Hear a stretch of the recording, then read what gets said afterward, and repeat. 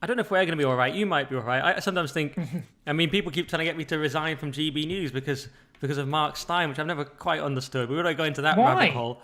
Oh yeah, they think because Steyn was sort of had that contract problem and obviously well, he wasn't exactly sacked, but they offered him a contract that wasn't very favourable, let's say, and he probably couldn't have signed that contract. So then he left. But people say I have to resign in solidarity.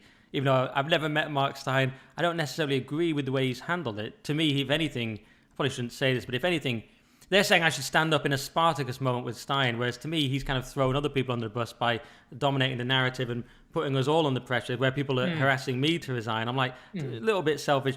But the Steyn nuts completely disagree, and they all sort of shout at me and say, you've got no integrity. And I think I do have integrity, but I'll resign for my own reasons. And if anything, I have to sort of calm down my self-destructive urge to just resign from everything all the time.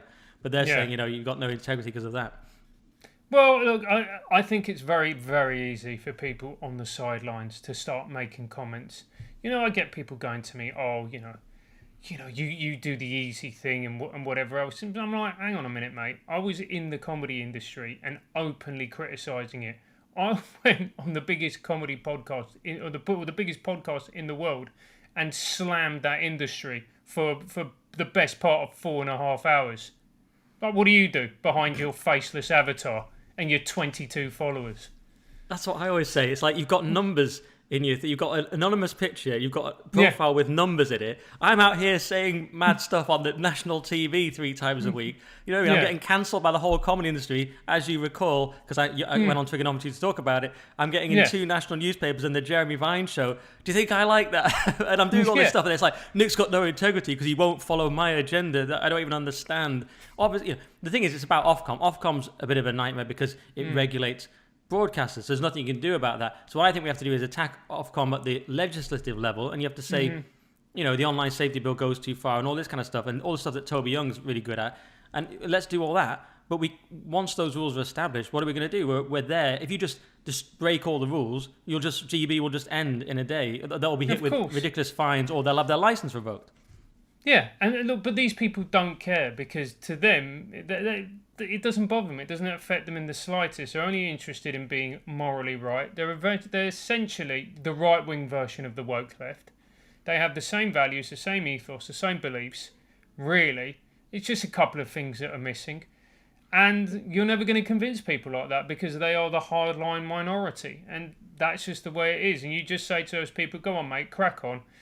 Enjoy being James Dellingpole. Let's not diss James. He's doing very well. He just sold out 900 seats at the Emmanuel Centre. So I like James.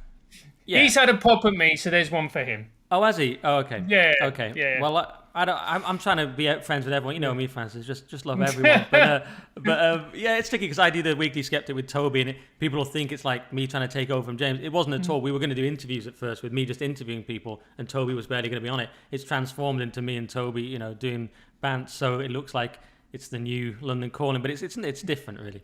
But yeah, James is smashing it. He just sold out 900 seats at the Emmanuel Centre, but. Hey, maybe there's a market for the people you think are nutters. I mean, people are very passionate. They do love Steyn. They love free speech. I love free speech as well, but I don't think free speech includes just pointlessly breaking Ofcom rules and getting a £5 million fine like ITV. But hey, but this is it. This is it. You're getting a call from Dellingpole right now. Yeah. Sorry, it's just my producer's messaging me because I've got to go and pick something up after this. Apologies. Okay. No, the thing is with that was obviously a joke about James. And he does really, really, really fantastic podcasts. People enjoy him. It's just a joke. I don't want to start beef with James. Yeah, another beef. You got so many beefs going now, Francis. I don't know. I try and be nice. And I'm like, let's not get into any arguments today, Francis. And before I know it, I've made a joke, and then everything has erupted, and then all of a sudden there's 63 million people. Yeah. Anyway, it was a joke. So, but we were sorry about that. So we were talking about Mark Steyn and Ofcom, and I think the thing that we all need to understand is that Twitter and the internet isn't a real place. It's not a real place.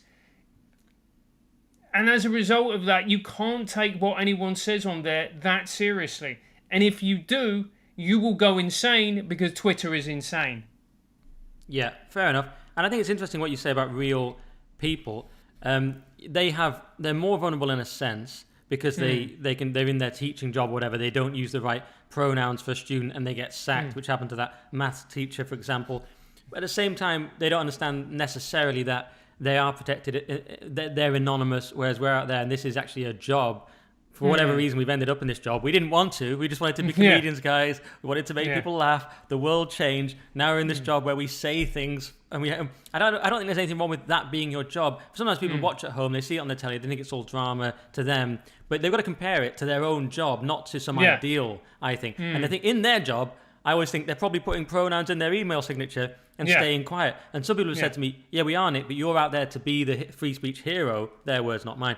And I understand that you're there to represent them in a way that they can't. But you've also got to be fair and be like, it took me 11 years to get this job. I'm just going to torch it for no reason. And also for a reason I don't agree with. If it's something I agree with, if you tell me I have to wear a mask or something, or at the studio, or wear a mask on air, or say abortion is great up to 9 months, I'm obviously not going to do it.